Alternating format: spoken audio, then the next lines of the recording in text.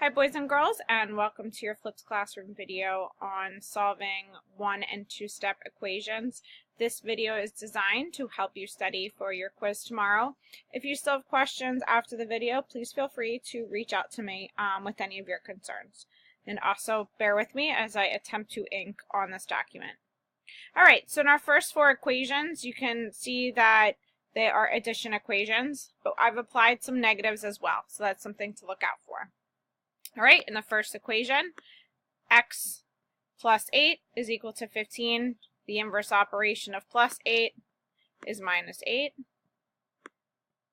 So when I subtract 8 from both sides of the equal sign, we're left with x is equal to 15 minus 8, which is 7. On the next equation, z plus 12 is equal to negative 17. The inverse operation of adding 12 is subtracting 12. So I'm going to subtract 12 from negative 17.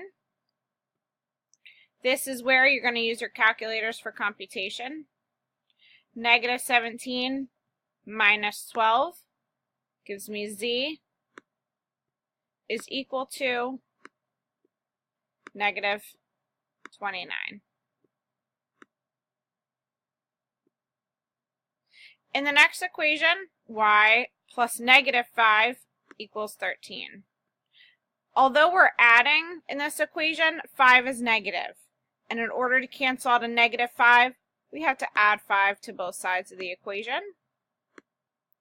So you always want to look at the operation sign that is directly affected by the number. So y is equal to 13 plus 5, which is 18. And the same rule applies for this last equation in this section. Because 14 is negative, we're going to add 14 to both sides.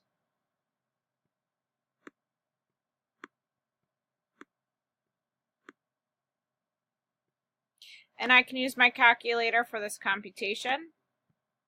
So c is equal to negative 5 plus 14, which equals 9.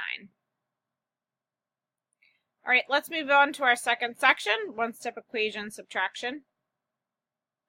The inverse operation of subtracting 7 is adding 7. So I'm going to add 7 to both sides of my equation to get the variable by itself. So x is equal to 10 plus 7, which is 17. Again, in the next equation, I have a minus 8. The inverse operation of subtracting 8 is adding 8 to both sides. Again, use a calculator to check your computation. So I have negative 13 plus 8, which gives me negative 5.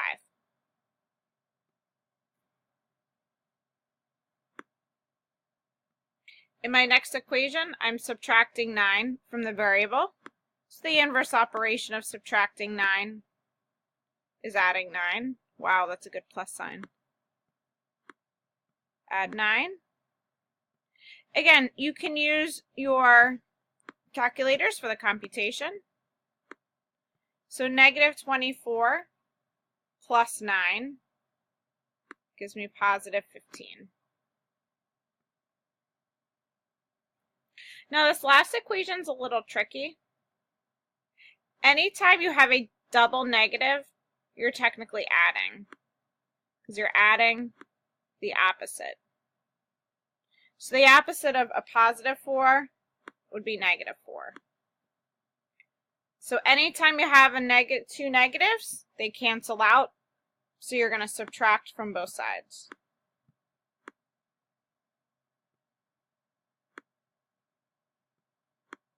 So negative 12 minus 4 gives me negative 16. This problem is something that you might want to highlight just in case you have questions on it. And you can also remember it a little bit better to focus when you study. Okay, let's go on to our multiplication equations. So the inverse operation of multiplication is division. So I'm going to divide both sides by 6. So I'm left with x is equal to 36 divided by 6, which is 6. Negative 5 is being multiplied by z. So the inverse operation of negative 5, the inverse operation of multiplication is division. So make sure you carry your negative with it when multiplying and dividing. So I'm left with z is equal to 25 divided by negative 5, which gives me negative 5. Negative 9 is being multiplied by y. So the inverse operation's multiplication is division. So I'm going to divide both sides by negative 9. So y is equal to negative 72 divided by negative 9 is positive 8. And again, this is your computation that you can use on your calculator. Now, on this last equation, you'll notice the variable's on the other side of the equal sign. But I'm still going to divide by negative 7 to both sides. This will cancel out the negative 7, and I'll get my variable by itself. So negative 35 divided by negative 7 gives me positive 5. Now in our last one-step equation, division, so x is being divided by 4. The inverse operation of division is multiplication. So I'm going to multiply 19 by 4. So I'm left with x is equal to. Now if you're at home and don't have access to a calculator, you can either use your phones or just Google calculator. And you can use the calculator this way. Of course, I already knew that answer. So 76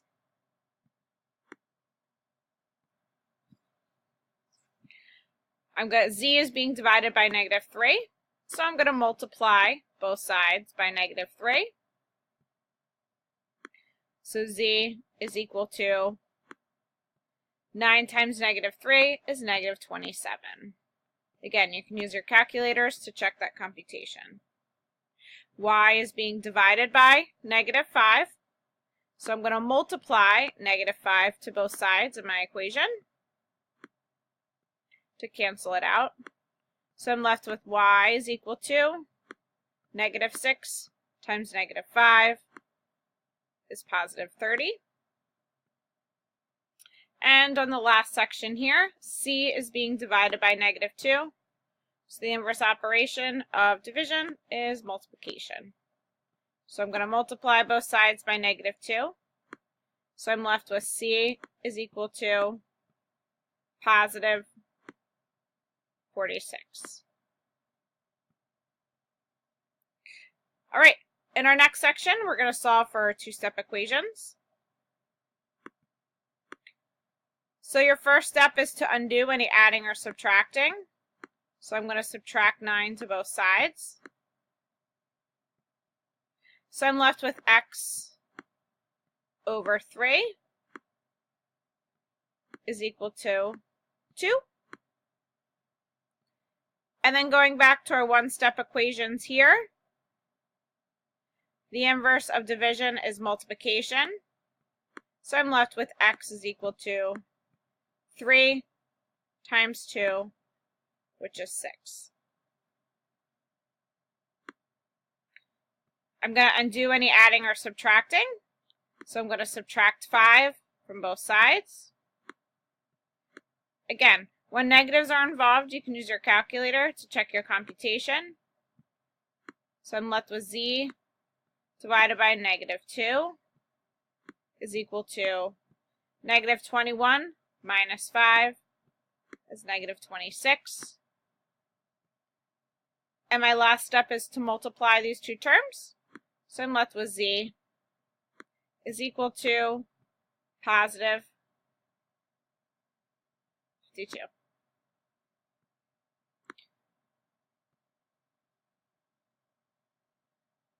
Again, the inverse of subtraction is addition. So now I'm going to add 4 to both sides.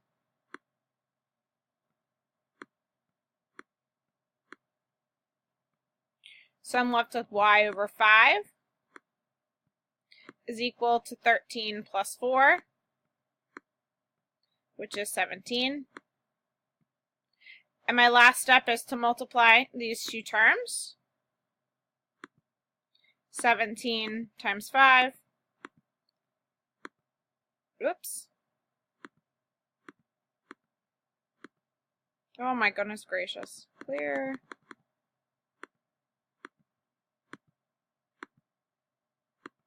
Is 85.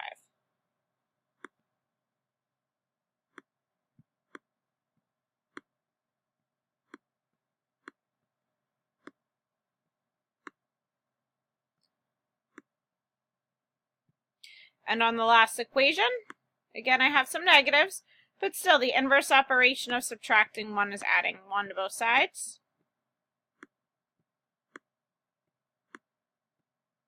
So I'm left with c divided by negative 2 is equal to negative 9 plus 1, which is negative 8. I'm going to multiply these two terms. So I'm left with c is equal to positive 16. All right, in our last section here, I'm only going to do 2 of these problems here for time's sake. So again, I'm going to undo any adding or subtracting. So I'm going to subtract both sides by 3. So 5x is equal to 63 minus 3, which is 60.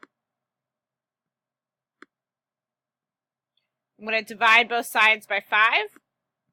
So I'm left with x is equal to 12.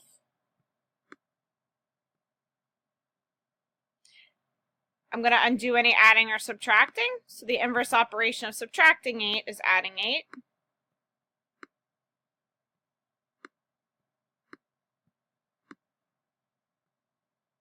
Negative 2y is equal to 38. The inverse operation of multiplication is division. So I'm going to divide both sides by negative 2. So I'm left with negative 19. Okay, one last section is I want you to apply what we talked about with the balance beams. So 1 ball weighs, we have to find the measurement of one of these to balance out with 12. Well, if each of these weigh the same, I'm going to take 12 divided by 2, which gives me 6. So each of these weigh 6 pounds or whatever you want to call it. So my answer would be 6. In this equation here, I'm going to cancel out 7 from this side. So if I cancel out 7 from this side, I'm left with 4. Now I have to balance 4 with these two blocks. So I'm going to divide 4 by 2, which is 2. And you can go back and check. 2 plus 2 is 4, plus 7 is 11, which balances this weight.